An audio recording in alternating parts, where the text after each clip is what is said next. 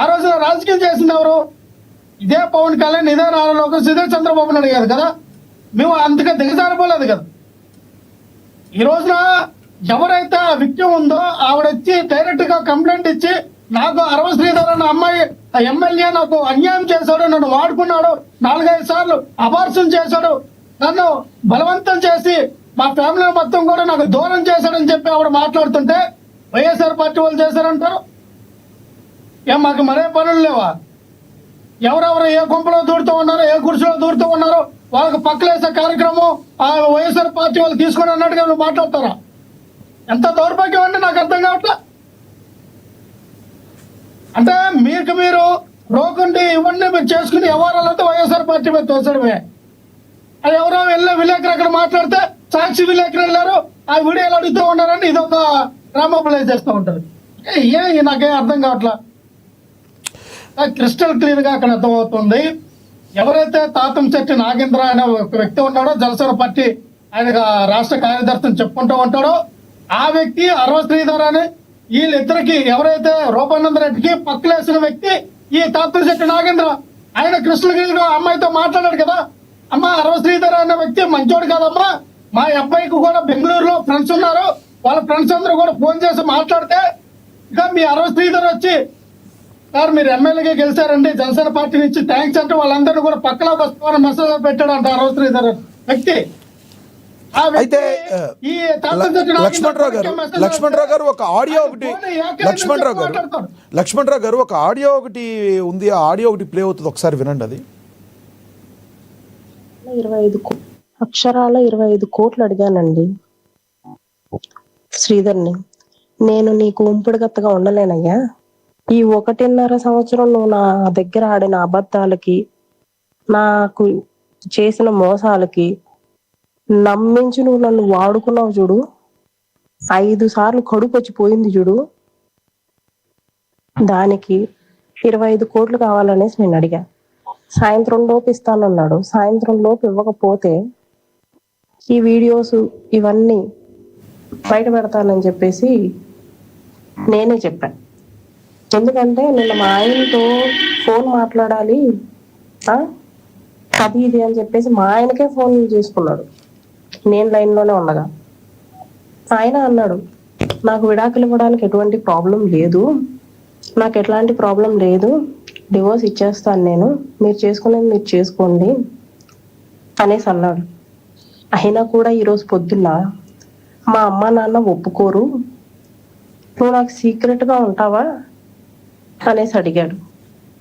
నేను అందుకు కాదయ్యా ఇచ్చింది, నేను నీకు అందుకు కాదు, నీతో ఉంది, నువ్వు పెళ్ళి అన్నావు, నేనే అడిగాను పెళ్లి చేసుకోమని, నువ్వు ఓకే అన్నావు,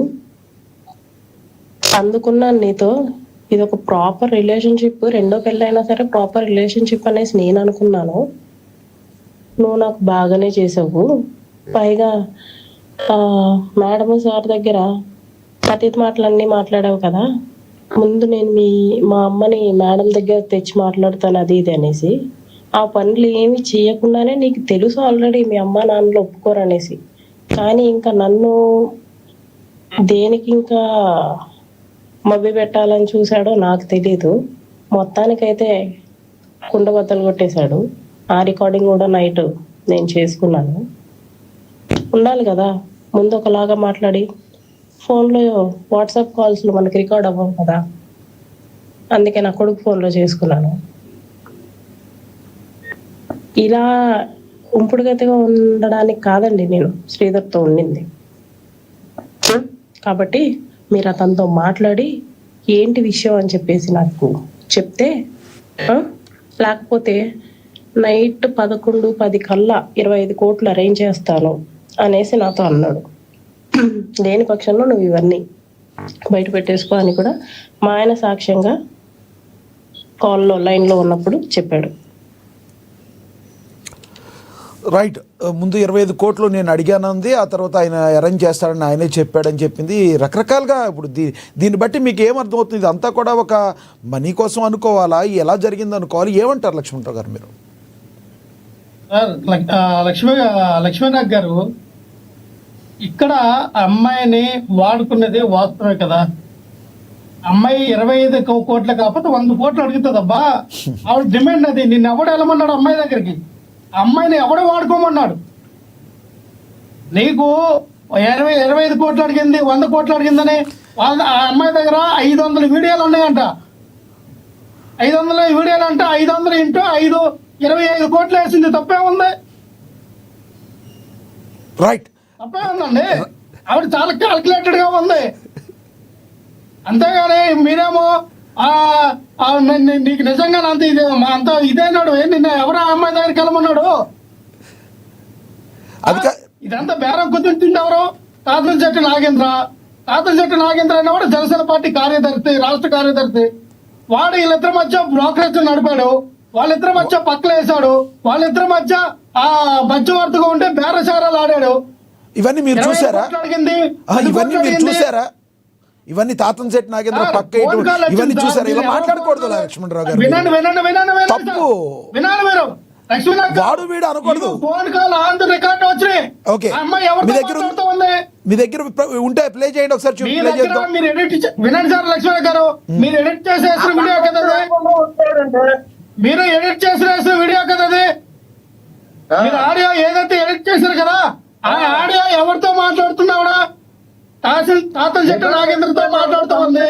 ఆ వీడియో కమ్మ ఆడియో ఆల్రెడీ బయటకు వచ్చింది. వినండి మీరు మధ్యలో రామాకండి. నేనంటే ఇక్కడ అమ్మాయి మంచిదయా చెడ్డదా పక్కన పెట్టండి. అమ్మాయి మంచిదే కాకపోతే అమ్మాయి చెడ్డదా అయినప్పుడు నిన్ను ఎవడు వెళ్ళమన్నాడు అమ్మాయి దగ్గరికి? అమ్మాయిని ఎవరు వాడుకోమన్నాడు నేను? రైట్ రైట్ రైట్ లక్ష్మణరావు గారు, మీ అభిప్రాయం అర్థమైంది. ఎస్, మనతోటి రాజకీయ విశ్లేషకులు కేఎస్ ప్రసాద్ గారు కూడా ఉన్నారు. ఆయనతో మాట్లాడదాం. ప్రసాద్ గారు నమస్తే సార్. నమస్తే గారు, అరవ శ్రీధర్ అరవగోళ అంటున్నారు కొంతమంది. ఈ రాజకీయ నాయకులు ఈ మధ్య కాలంలో ఇలా జరగడానికి గల ప్రధాన కారణం ఏంటంటారు? అరవ శ్రీధర్ అయినా గతంలో కొంతమంది వైసీపీ వాళ్ళు ఇప్పుడు ఇందాక గుర్తు చేశారు కదా లక్ష్మణరావు గారు, మా అంబటి రాంబాబు గారి మీద వచ్చినాయి, అప్పుడు రాజకీయం చేయలేదా? లేదంటే మరి ఎంపీ గారు అప్పట్లో గత ఎంపీగా ఉన్న మరి అతని మీద చేయలేదా అని రకరకాలుగా అవంతి శ్రీనివాస్ మీద చేయలేదని మాట్లాడుతున్నారు.